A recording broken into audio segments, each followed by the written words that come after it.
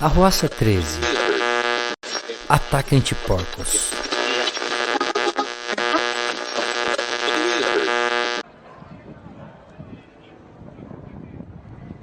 Centenas de pessoas marcham pelas ruas de uma avenida no centro da capital, em meio ao trânsito movimentado que se intensifica quando já passa das 6 horas da tarde.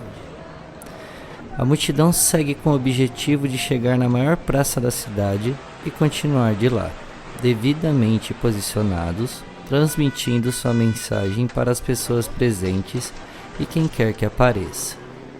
A manifestação é uma organização que pede o fim do abate, consumo e maus tratos dos animais. Vários cartazes com fundo preto e letras brancas são hasteados com mensagens como: não é comida, é violência, direito de todos os animais, consumo de carne igual a catástrofe climática, entre outros, com o objetivo de impactar visualmente os transeuntes que assistem. Os protestantes se vestem de preto, ou pelo menos alguma peça dessa cor para demonstrar luto. Alguns vestem cabeças de animais feitas de papel e tinta guache, bois, porcos, galinhas, peixes e todo tipo de animal abatido por seres humanos que são consumidos, assim como seus derivados, todos os dias.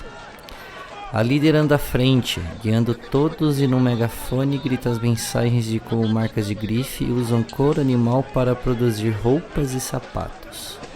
A quantidade exorbitante de água usada pelo agronegócio para a comercialização de carne, os maus tratos diários que vacas passam na ordenha mecânica, as granjas de frangos superlotadas e artificiais em condições precárias, a quantidade de vida dos animais levadas por minuto no mundo.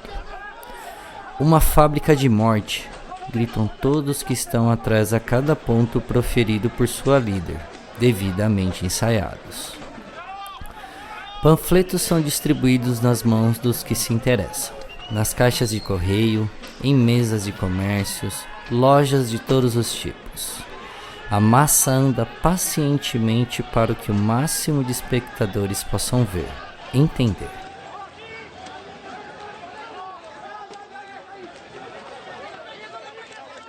Seria inegável dizer que um assunto tão forte e ao mesmo tempo tão delicado para a população estava afetando os que são prós, contras e até neutros de uma forma ou de outra naquele momento. A organização tinha consciência do fato e havia se preparado para o que viesse, independente da posição maioritariamente contrária, como já era esperado. A minoria movimentava, sabendo dos riscos que podia correr, mas colocava os ideais à frente em prol da causa que acreditava.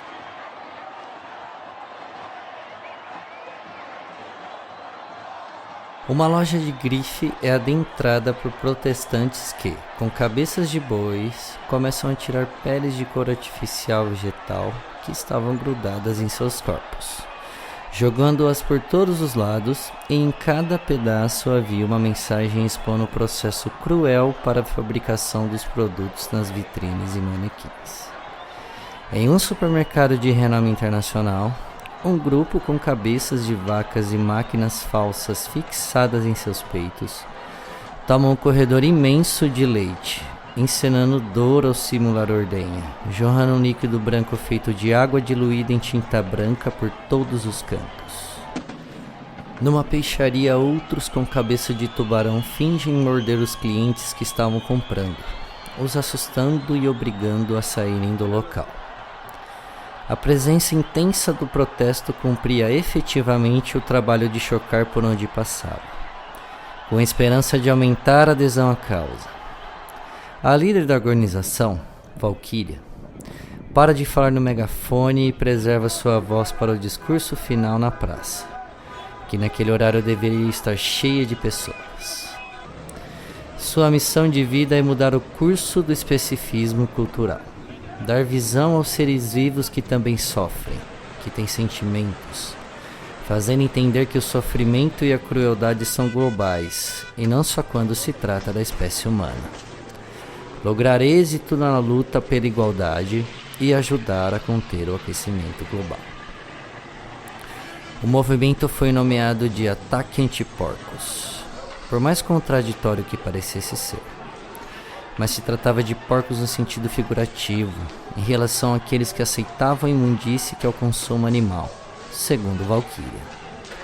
O símbolo do movimento são 2 mãos humanas sujas de sangue, que estampavam várias camisetas, cartazes e sua bandeira. A manifestação chega na praça e se posiciona estrategicamente formando um círculo largo e extenso de pessoas voltadas para todos os lados.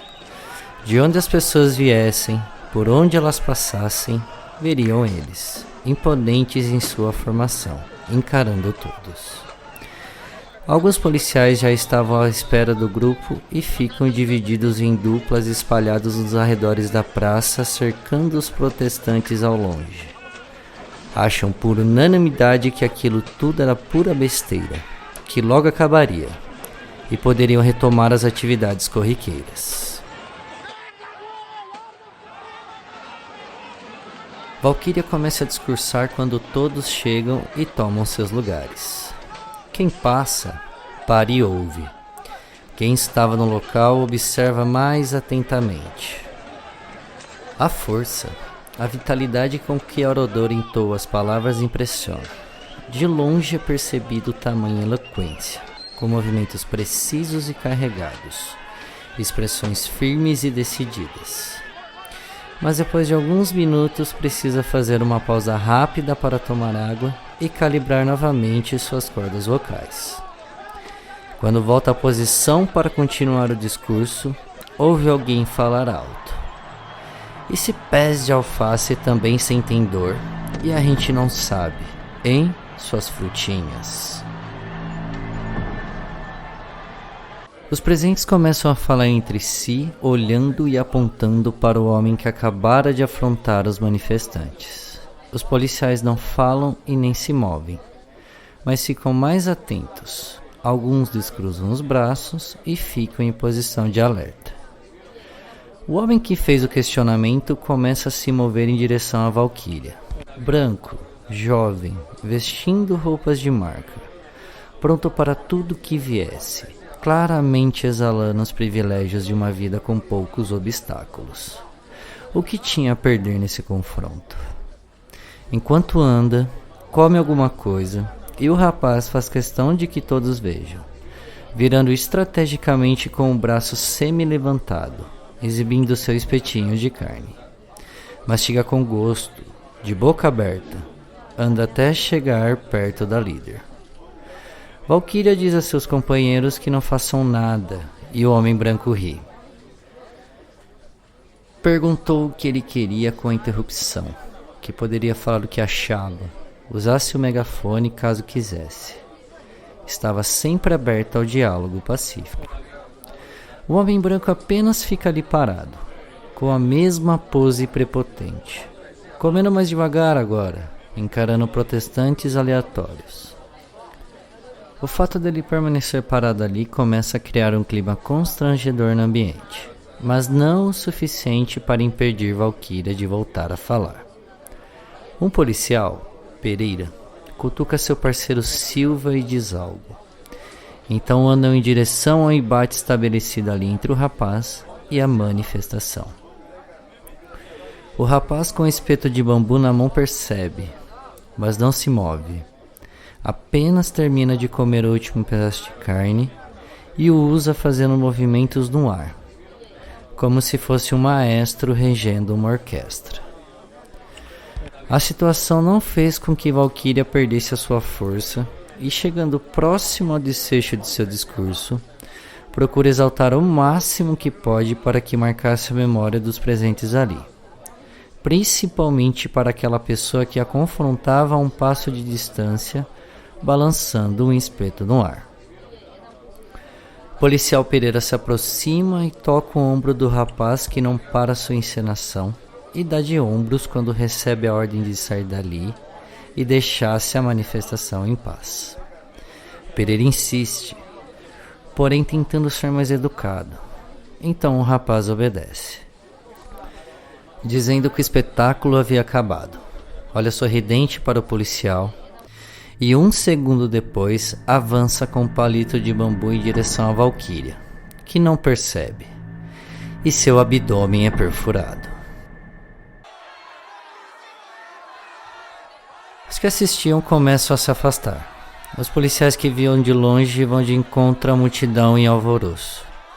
Os manifestantes fecham um círculo ao redor do conflito e os mais próximos tentam ajudar. Mas Valquíria é firme e grita para que se afastem. Ela segura seu agressor com todas as forças pelo braço para que não fuja, ou façam qualquer coisa com ele e possam prendê-lo. Pereira agarra o rapaz pela cintura e o afasta, mas ele reluta, se debate. Então Silva também o segura e ambos tentam colocá-lo no chão. Valquíria sente-se atordoada, mas não tira os olhos daquele que a agrediu. Seus companheiros a ajudam a se manter de pé. O rapaz imobilizado começa a xingar. Valquíria tira o espeto fincado com dificuldade, aponta o dedo para ele e o chama de porco. Pereira ordena para que ela se controle, jogue o espeto no chão e espere a ambulância que provavelmente foi chamada. Valquíria apenas responde que sim, então Pereira pede mais uma vez que ela se controle. Confirma mais uma vez e Pereira a ameaça com uma possível prisão se ela não obedecer. Valquíria retruca e diz que está seguindo as ordens. Pereira faz sinal para Silva, que a pega pelo braço imobilizando-a também. Pede reforços pelo rádio e tenta pôr a algema. Mas ela luta, insiste que seguiu tudo o que lhe foi pedido, que estava ocorrendo abuso de autoridade e o problema não era ela, mas sim a bagunça que o rapaz causou. Então notou que o policial Pereira ainda não havia colocado a algema no braço de seu agressor. Tenta avisar, mas o barulho em volta a impede. Os manifestantes em volta começam a protestar sobre o mal-entendido, deixando os policiais cada vez mais aflitos. O círculo vai se fechando. O rapaz no chão aproveita a brecha e consegue se desvencilhar de Pereira e se solta, correndo em meio à multidão, descendo socos e chutes em quem tenta impedir. Valquíria grita para que o parem e, ao invés de Pereira ir atrás do fugitivo, ajuda seu parceiro a segurá-la, alegando que o motivo de tudo aquilo era por causa do seu movimento e que ela responderia por tudo aquilo. Outros policiais conseguem chegar ao centro da confusão e usam cacetetes para afugentar os manifestantes que lutam para que não levem Valquíria. A sirene de uma ambulância é ouvida ao longe. A dupla de policiais começa a arrastar Valquíria com a escolta da polícia até chegarem numa viatura. A essa altura, o rapaz que a perfurou com espeto já havia sido perdido de vista. Só depois que a levaram numa viatura para a delegacia é que alguns na praça notaram rastro de sangue deixado pelo caminho.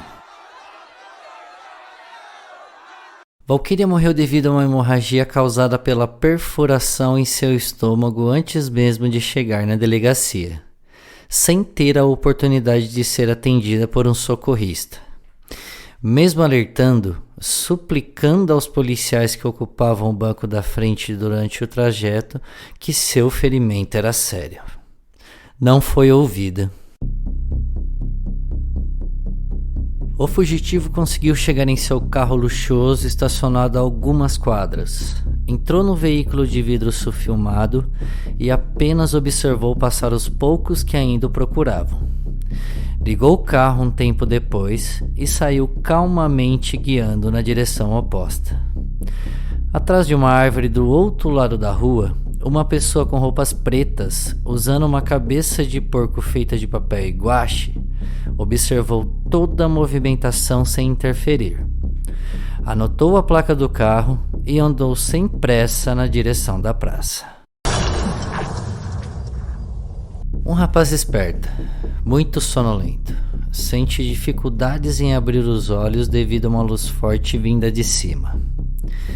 Aos poucos vai se acostumando, mas não consegue distinguir onde está. Não reconhece aquele cômodo da casa. Tenta cegar os olhos, mas suas mãos não se mexem. Pensou ter exagerado na bebida, porém não se lembra de ter bebido também. Faz um esforço para se levantar e não consegue. Analisa melhor a sala onde está e consegue distinguir algumas coisas. Aparelhos eletrônicos brancos, um pedestal, um catéter em seu braço que liga uma mangueira à bolsa pendurada e vê um líquido transparente gotejar dela. Imagina ter sofrido um acidente. Fica preocupado. Vê que ainda está sem roupas e não uma camisola hospitalar, típica de pacientes. Estranho. Se aconteceu algo, provavelmente era recente. Tenta achar uma campainha para chamar alguém, saber o que está acontecendo. Não acha. Chama algum médico. Não tem resposta. Xinga alto para que o ouçam. Ninguém vem atender. Esbraveja. Sacode a maca em busca de alguém que lhe dê atenção. Alguém aparece na porta, mas não consegue ver quem é. Ouve passos, sente a pessoa se aproximar e a luz acima que o cegava é apagada. Demora um pouco mais para sua visão se acostumar. Quando consegue enxergar, a primeira coisa que vê é alguém ao seu lado vestindo roupas pretas e uma cabeça de porco artificial. Nas mãos dele uma carteira de couro legítimo que observa casualmente. Abre e vai jogando tudo que há dentro, menos a carta de motorista, mostrando ao homem amarrado na maca. Eduardo consegue ler seu nome nela. A pessoa estava segurando seu documento em mãos, fazendo questão de que visse. Depois cabeça de porco joga para um canto. Eduardo tenta dialogar, explica que deve ser algum engano e o incidente na praça foi um acidente infeliz. Cabeça de porco apenas coloca os braços para trás e inclina-se como se estivesse interessado no que ele dizia. Espera alguma resposta, mas apenas o som dos aparelhos é ouvido. Continua. Pede desculpas, que teve um ataque involuntário, momentâneo e não conseguiu controlar, mas que estava tratando com seu psicólogo para que não acontecesse novamente. Um pequeno deslize. Pergunta se a mulher, a que falava no megafone, estava bem, pois torcia que sim. Acidentes acontecem, não? Argumenta. Cabeça de porco não se move 1 milímetro. Começa a andar pela sala, dá uma volta na maca observando o corpo nu e indefeso. Nenhuma marca sequer. Físico de quem malha com frequência. Barba bem feita, cabelo hidratado, peitoral depilado, unhas feitas. Eduardo começa a ficar mais aflito. Sente-se encurralado, como um animal numa gaiola, num abatedouro. Teme pelo pior, mesmo sem saber o que vem a seguir. A mente é uma oficina que nunca deixa de funcionar. Apela para status. Fala alto e sorridente que seu pai poderia dar o que ele quisesse se o deixasse ir. Não contaria a ninguém, jamais tentaria encontrá-lo. Cabeça de porco começa a mexer numa mesa de inox de costas para a cama. O som de embalagem sendo aberta, depois sons metálicos e a aparição de uma seringa acima do ombro faz Eduardo sair do papel que estava. Aos gritos pede por favor que não faça nada com ele. Se sente arrependido. Mente que tem filhos o esperando, que já devem estar procurando por ele. Pergunta o quanto querem dinheiro, seja em espécie, transferência ou cheque. Começa a chorar. Cabeça de porco espera Eduardo acabar com a seringa em riste. Se vira e vai até chegar próximo à coxa esquerda exposta na maca. Com uma mão começa a massagear delicadamente. Eduardo começa a espernear e gritar por socorro. Então sente que a amarra da sua perna aperta um pouco mais. Cabeça de porco desce lentamente a seringa do movimento teatral até penetrar profundamente na pele exposta. Injeta todo o líquido. Volta a massagear enquanto Eduardo faz uma prece entre os dentes, derramando lágrimas, emanando medo de um ser acuado e sem chance de revidar ou fugir. Sente sua perna adormecer. Não consegue movê-la. Pergunta por quê, qual o objetivo. Chama por Deus, mas não é atendido. Cabeça de porco vai até a mesa onde estava e pega algum objeto que traz escondido atrás das costas. Revela no movimento rápido ser um espeto de bambu grosso com a ponta afiada. Começa a murmurar a quarta sinfonia de Vivaldi e balança no ar como se estivesse regendo uma orquestra. Eduardo tem um baque. Começa a se desculpar novamente, entrando claramente em profundo desespero. Cabeça de porco empunha o espeto como se fosse uma faca. Eduardo fecha os olhos quando percebe o movimento descer em direção à sua coxa. Abre os olhos e vê que ele não perfurou. Parou no exato momento do contato. Sente alívio, agradece cabeça de porco, que a brincadeira era boa, mas tinha de terminar ali. Um movimento mais rápido que o anterior e o espeto transpassa a coxa de Eduardo, que grita, mesmo notando segundos depois que não sentia a dor. Sangue começa a jorrar, mas cabeça de porco pega faixas, gases e álcool. Limpa a ferida, seca o excesso de sangue até estancar. Depois enfaixa clinicamente com a destreza de um cirurgião o ferimento com o espeto ainda enfincado na carne. Eduardo pede para que tire, correndo o risco de inflamar. Cabeça de porco volta a balbuciar a mesma sinfonia. Move a mesa em que havia mexido antes e posiciona ao lado do corpo, proporcionando ótima visão do que havia nela. Mas o que o Eduardo viu o deixou mudo. Uma fileira de seringas iguais, com líquido transparente dentro e abaixo de cada uma um espeto de bambu grosso e afiado. Tentou contar quantas haviam, mas desistiu quando o número passou de 20.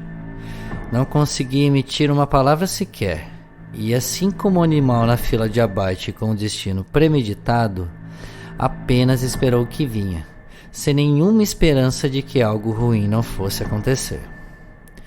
Cabeça de porco repete o mesmo ritual que fez na coxa de Eduardo, alvejando partes diferentes de seu corpo, escolhidas precisamente sem que nenhum órgão vital fosse atingido.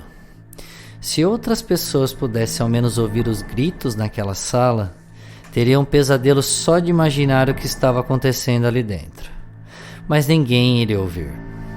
Apenas cabeça de porco que aproveitava cada momento, murmurando a mesma sinfonia, como se estivesse preparando carne para assar depois. Ao final, com o corpo quase todo anestesiado, era possível ver o vazio nos olhos, a boca aberta que saía som desconexos, baba escorria pelo canto. Por todo o seu corpo, uma quantidade incontável de espetos cravados. Na mesa restava apenas uma seringa no meio, cujo formato era diferente das anteriores. Cabeça de porco a pega, mostra para Eduardo, que arregala os olhos, começa a gemer, sacudindo com esforço sua cabeça em sinal de não. Mas dessa vez o líquido da seringa é injetado na bolsa, que desce pelo catéter. Segundos depois, Eduardo sente a adrenalina percorrer. Volta a falar, mas cabeça de porco o ignora, admirando apenas o seu comportamento. Sai da sala e volta com um serrote, balançando, e um zunido metálico faz aflorar os maiores temores de Eduardo. Cabeça de porco alinha em seu pescoço e começa a serrar vagarosamente, sem titubear com os gritos que inundavam seus ouvidos. Na sua mente apenas a quarta sinfonia de Vivaldi fazia a trilha sonora para aquele momento.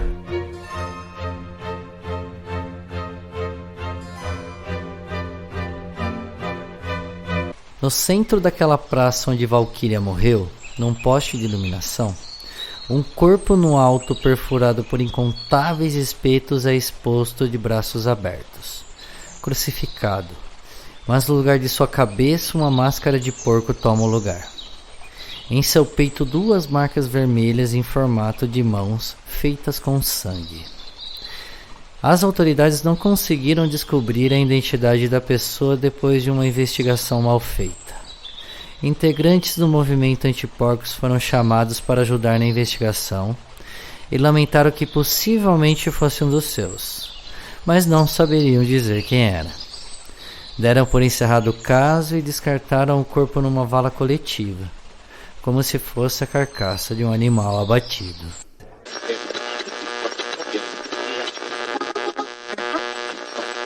Arruaça 13 é uma produção de Thiago Bussacarini e Guilherme Rocha. Siga nas redes sociais para sentir a tensão.